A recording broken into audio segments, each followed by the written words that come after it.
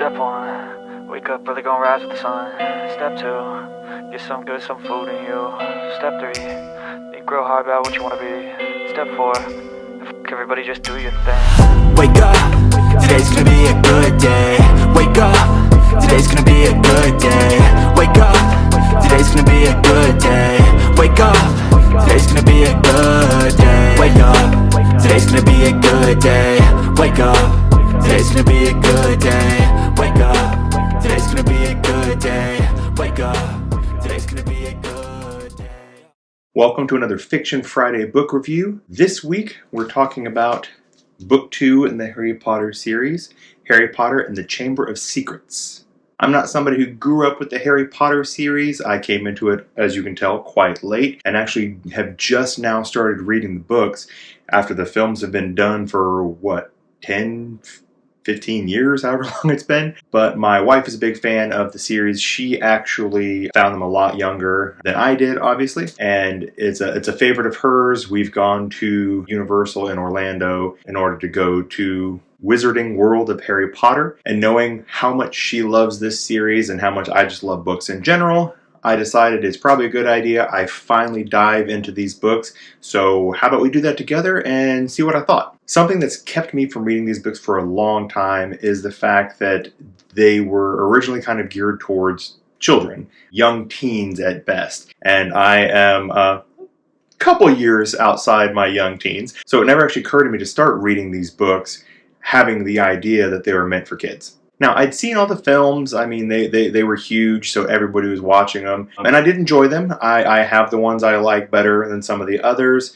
as I'm sure many of us do have our favorites of that series. But it was really those films and my wife's love for the Harry Potter series that made me finally decide to go ahead and start reading them. So I'm now 2 books in, and I will say at this point I have been pleasantly surprised. Even though they were geared towards a younger audience, I'm able to enjoy them as well, just as much as I'm sure I would have if I was able to find them when I was a kid. Now, it was a little difficult to understand some of the motivations of a couple characters, such as, say, Lucius Malfoy, who is just all about just hating everybody who's not himself, I guess. But at the same time, there are characters like that in the real world that I'm sure many of us have bumped into from time to time. So it's not that it was unbelievable, it's just I didn't necessarily know the backstory and motivation as to why this character is this way, other than he was part of Slytherin House. But I also am bumping into a little bit that everyone who's a Slytherin is automatically somebody bad.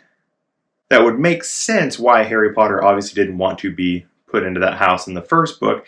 But I don't know, just something about lumping an entire group of people that they're all bad. If they're all bad, why do you even allow them into the school to learn how to become wizards and witches? But that's a discussion probably a little bit beyond what the book is intending to bring up, since it's obviously meant for a younger audience and they don't necessarily bump into that as much and have those kind of questions about the motivations of the characters. Despite that, however, I still enjoyed the book. It was a very quick read, only a few hundred pages. The print is fairly large on the page as compared to some other books. There's a decent amount of spacing, so the pages turn very quick, very quick. So it's a book that can easily be picked up and probably read in a week, if not faster than that. Now, since my introduction to Harry Potter was with the movies before I actually got around to the books, there were some preconceived notions as to what was going to be happening. But as we all know, when you adapt a book to film,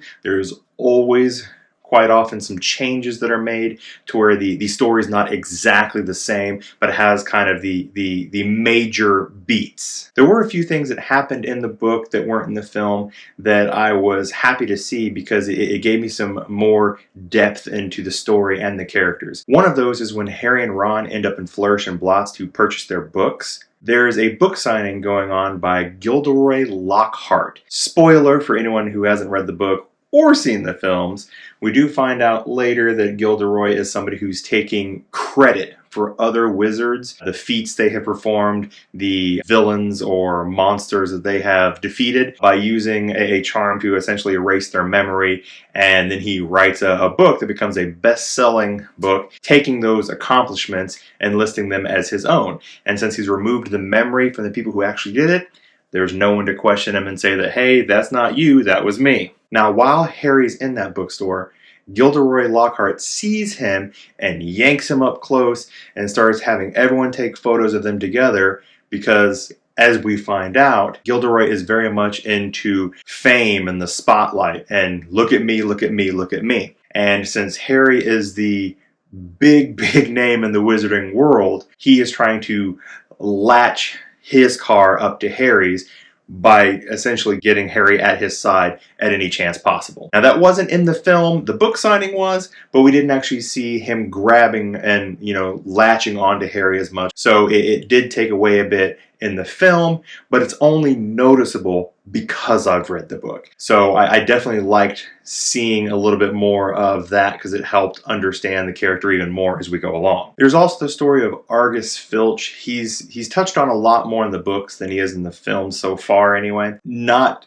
in the sense that he's like some major character, but in the films, he usually has like a scene and he may not even have a line. He just kind of shows up and then leaves. So in the books, it kind of touches on him a little bit more. And it's not necessarily that I missed that in the films because this is a character that I didn't really necessarily care about anyway. But it is interesting to see a little bit more about him. He is somebody that's known as a squib. Now, from what I understood that to be, it's essentially a child of two wizard parents who has no magical abilities at all, which does help explain why he's at Hogwarts but never actually shows any magical abilities. But since he's such a minor character, I wouldn't say that took away from anything on the story not seeing it in the film. But in the book at the same time, if it hadn't been included, I probably wouldn't necessarily have even noticed. But it's still an interesting tidbit to learn. Now, there's also an entire scene in the book called the Death Day Party, where Nearly Headless Nick, which is one of the ghosts that essentially haunts Hogwarts, who was nearly decapitated. There is a little bit of skin, kind of connecting on one of the sides to where like he can kind of pull his head, but he can't kind of pull it all the way off. So he had his birthday party and he's always wanted to be part of the Headless Hunt. Now, I don't entirely know what that is. I think from what I read, it seemed that somebody's head is stolen and then they have to chase him to get the head back or something. I'm not really positive. But he's always wanted to be part of that, and he's not been allowed to because he's not actually headless. He's nearly headless Nick. So a lot of the ghosts who have been fully decapitated and participate in this kind of make fun of him a little bit. But Harry goes to his birthday party with Hermione, and it's very much not a party meant for the living. It's a lot of ghosts there. There's food served, but it's old, rotting, decaying, covered in, like bugs and maggots and whatnot. So it's not remotely edible. And Harry and Hermione are kind of like, how long do we have to stay here until we can leave? Because Nick invited us. We want to be polite to him, but we also want to get the hell out of here. Now, for myself, that scene was almost just kind of there for the sake of being there, just kind of adding some more pages. It's not necessarily something that was needed, so I get why that wasn't in the movie, but it's still just some extra information that's in the book, as almost always happens when you have a book to film adaptation. What I will say is the differences from the book to the film aside, we're here to talk about the book and what I thought of it. And I will say it was an enjoyable read, and I would recommend anyone who's a fan of the Harry Potter series, especially if the film and you haven't actually read the books, go ahead and pick these up and start reading through it. I'm only through the second book so far, and it's worth the time. It has extra bits of information that you don't have in the film that really help with the character development. And with it being such a short book that you could just get through in a few days, if not a week, there's nothing to stop you from being able to read this very quickly and have a good time doing it. So pick up Harry Potter and the Chamber of Secrets at your local library or go out and purchase it. And if you've read the book, what did you think? Let me know in the comments. Let's start a discussion, especially about the fact that I'm so late to this series that it's kind of ridiculous. And if you want to see my future reviews of the rest of the Harry Potter series and all of the other books that I'm reading, make sure you hit that subscribe button, all right? Thanks for watching.